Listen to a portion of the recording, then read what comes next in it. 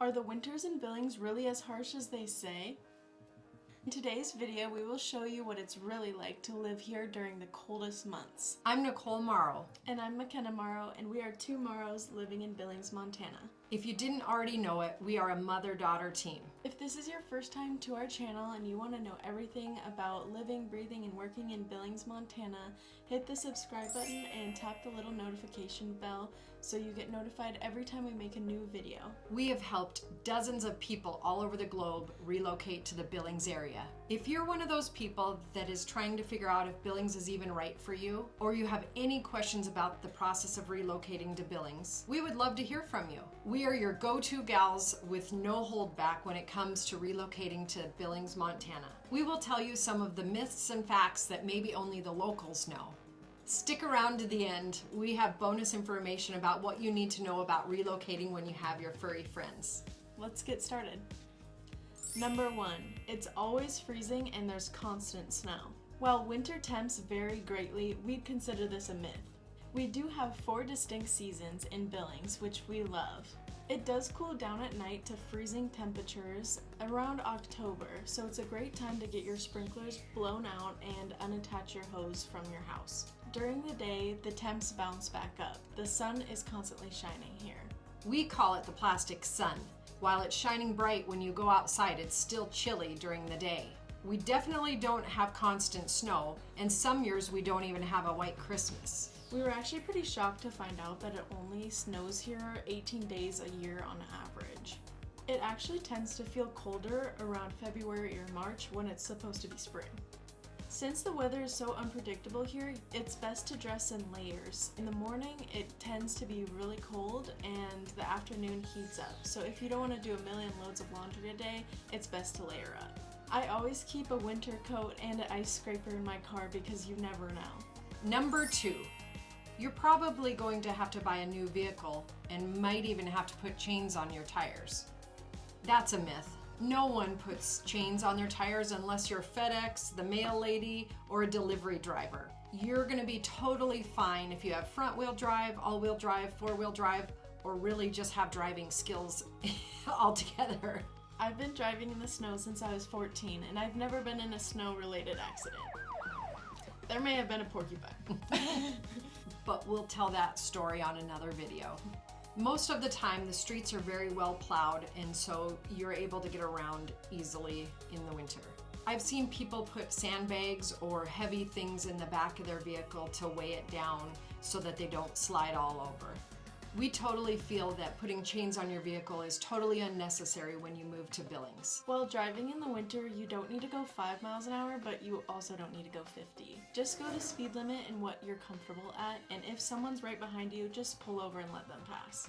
To add to that, when I was teaching my oldest daughter how to drive in the snow, some jackwagon came up and was right behind her, ended up trying to pass her and spun 360, and we nearly missed it.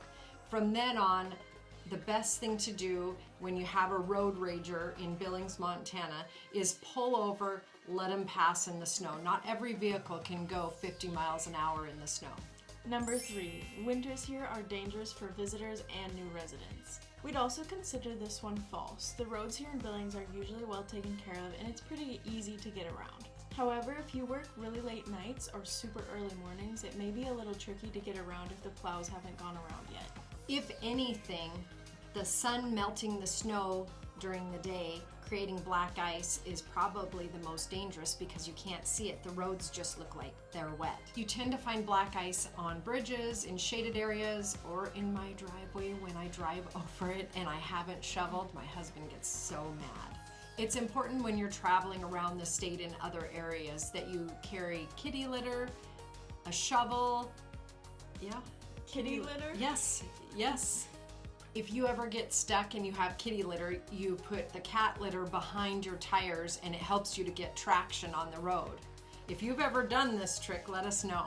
In town, they do something similar at the intersections where they spread little gravel around at all the intersections so people get traction. While it does help with traction, we do have a ton of broken windshields and rock chips all over our vehicles. What I do to protect my truck from rock chips is I wrap it in a 3M thick plastic to make sure that I don't get rock chips on it. If you do end up getting stuck in the snow, many people stop and help. Funny story, I actually got stuck right outside my house and I could not figure out how to get my car out of the snow. So someone pulled over and got in my car and just did it for me. Maybe you needed the cat litter. Yeah. Number 4, you will freeze the moment you step outside. If you've grown up in Montana, there's a long line of storytelling.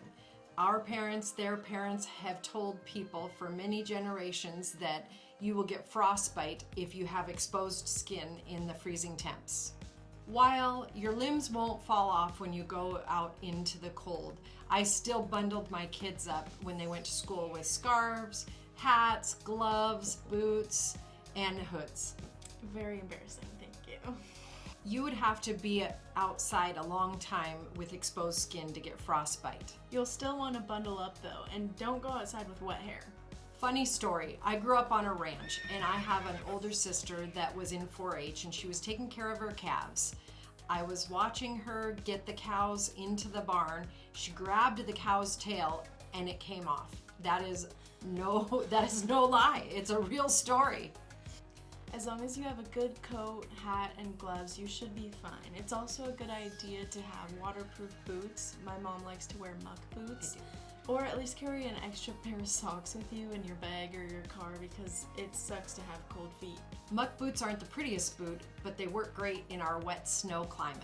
It's also good to warm up your car before you have to leave for work or school or anything, just to be more comfortable. Your engine actually doesn't need to be warmed up in the winter, but we like to stay warm in our cars.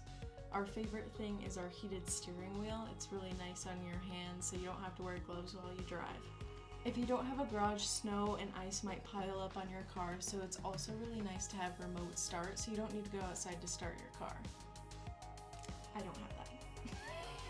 Number 5, some people believe that we snowmobile everywhere we go. We do. No, we don't. No, we don't. We don't.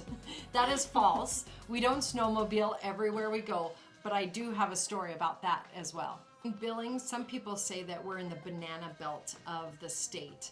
Other areas of the state have a lot more snow and a lot more elevation. In Billings, we're a little bit protected where we're at.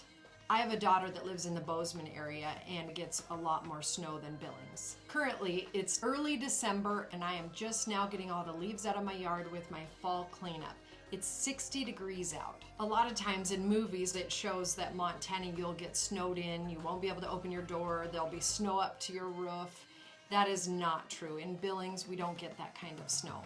But I did have a client that I helped in Roundup, and that's about an hour from Billings, and they lived so rural that they had to snowmobile to the bus stop to take their kids to school. Again, the snowplows do a great job keeping the roads clear, but sometimes just after you've shoveled your sidewalk, they push that snow from the road onto your sidewalk. I'm never really happy about that. Depending on which neighborhoods you live in, you may not need a shovel at all. Some HOAs cover snow removal, which is super nice, or if you live in my neighborhood, your neighbor is so nice she'll just do it for you.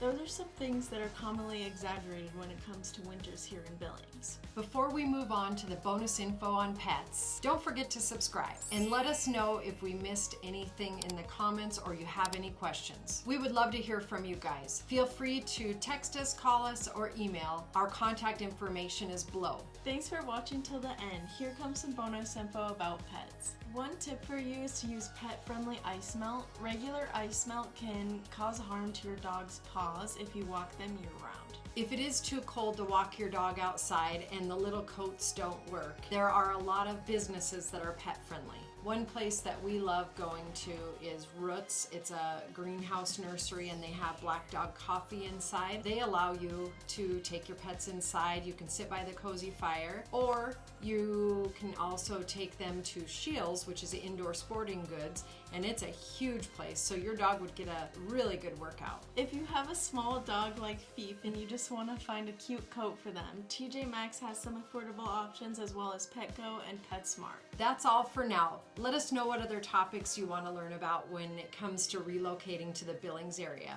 See you next time.